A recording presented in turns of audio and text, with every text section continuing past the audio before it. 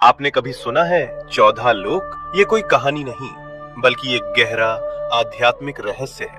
हमारे ब्रह्मांड में कुल 14 लोक माने गए हैं, 7 ऊपर और 7 नीचे।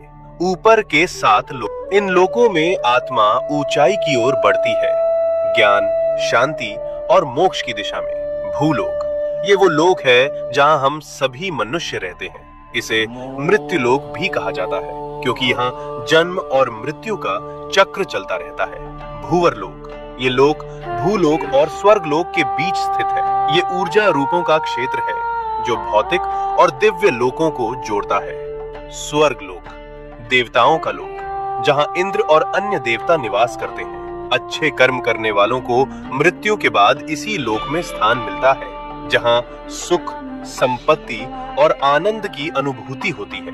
महरलोक, ये दिव्य ऋषियों, तपस्वियों और महान आत्माओं का निवास स्थान है, जहां वशिष्ठ और विश्वामित्र जैसे महान ऋषि तपस्या करते हैं। जनलोक, इस लोक में वे आत्माएं निवास करती हैं जिन्होंने ज्ञान और ध्यान में परम सिद्धि प्राप्त की होती है।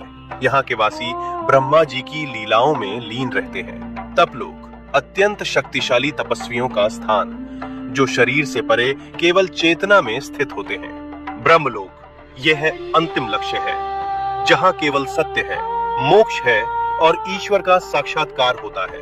इन ऊर्ध्व लोकों में आत्मा का जाना मतलब है धीरे धीरे शुद्ध और जागरूक होना। अब बात करते हैं नीचे के 7 लोकों की। यहाँ भोग, मोह और भ्रम ज्यादा होता है। अतल लोक, राक्षसों और मायावी शक्तियों का घर।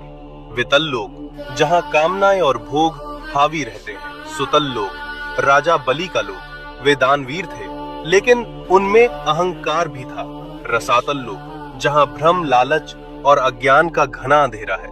तालातल लोक, छल, धोखा और झूठ से भरा हुआ लोक। महातल लोक, जहाँ अंधकार और अहंकार का बोलबाला है। पाताल लोक, सबसे नीचे का लोक, तामसिक ऊर्जा और इच्छाओं का केंद्र। लेकिन इन सब का मतलब सिर्फ बाहरी दुनिया नहीं है। ये 7 लोक हमारे भीतर की नकारात्मक सोच और कमजोरियों का प्रतीक है। तो जब हम सच्चाई, भक्ति और सेवा में लगते हैं, हम ऊपर के लोकों से जुड़ते हैं, और जब हम लालच, मोह और गुस्से में फंसते हैं, हम नीचे गिरते हैं। सोच बदलो, लोक बदल जाएगा।